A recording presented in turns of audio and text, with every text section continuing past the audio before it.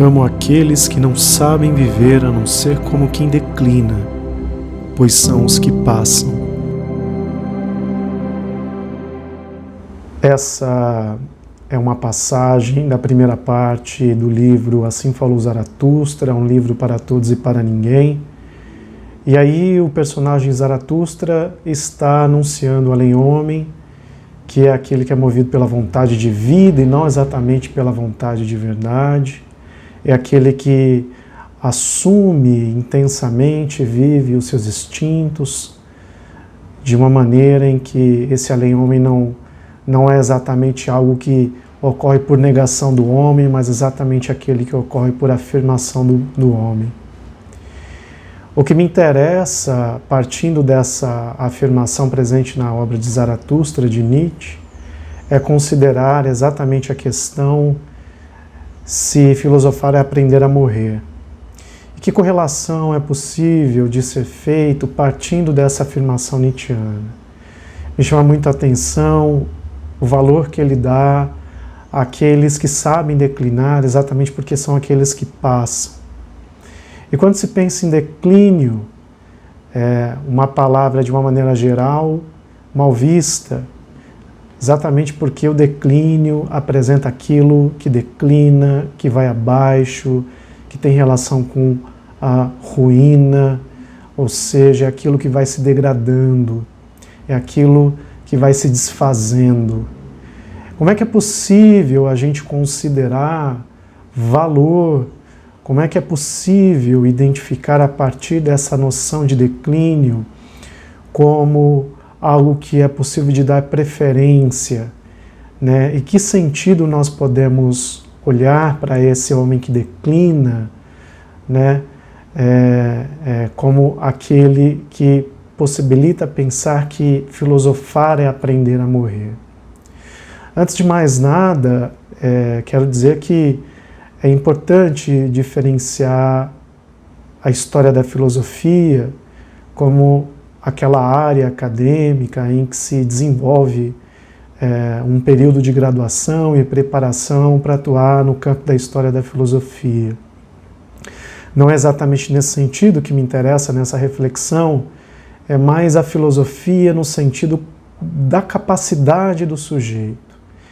E enquanto capacidade do sujeito, ele existe como potência em cada indivíduo.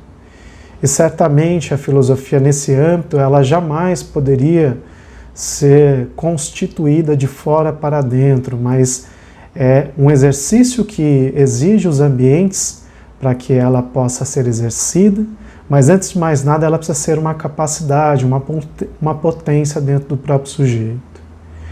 Então, filosofar nesse sentido não é propriamente um título, mas é algo em que nós exercemos em forma de potência, no sentido de pensar alguma coisa e não qualquer coisa, pensar a si mesmo. Eu gosto do sentido que Pitágoras nos propôs de que filosofia é amor ao saber, exatamente porque filosofar, de certo modo, é um exercício de incondicionalizar as condições dos nossos preconceitos, de crenças e concepções que não nos traduzem mais, de mentalidades que muitas vezes mais turvam a nossa visão sobre nós mesmos e o mundo e o outro. Ou seja, filosofar é essa capacidade de se debruçar sobre si mesmo no exercício de saber quem se é, quem eu sou. E aí, olhando por aí, filosofar é, de certo modo, nesse ato de incondicionalizar, ou seja, nesse ato de ultrapassar as condições que não nos traduzem mais, ir em direção daquilo que é em nós, ou seja, ir em direção àquilo que corresponde à nossa própria verdade, que corresponde a quem realmente somos, ou aquilo que é essencial em nós. E nesse processo é muito comum que no exercício de saber sobre si mesmo, vamos aprendendo a tirar uma espécie de camadas, ou seja, tudo aquilo que não corresponde a mim. De certo modo, é um processo de negação daquilo que eu não sou, é um processo de degradação, de certo modo, é um caminhar na direção de uma ruína, é um declínio. E visto desse modo, filosofar sem dúvida é aprender a morrer, na medida em que se morre tudo aquilo que não corresponde ao que eu sou.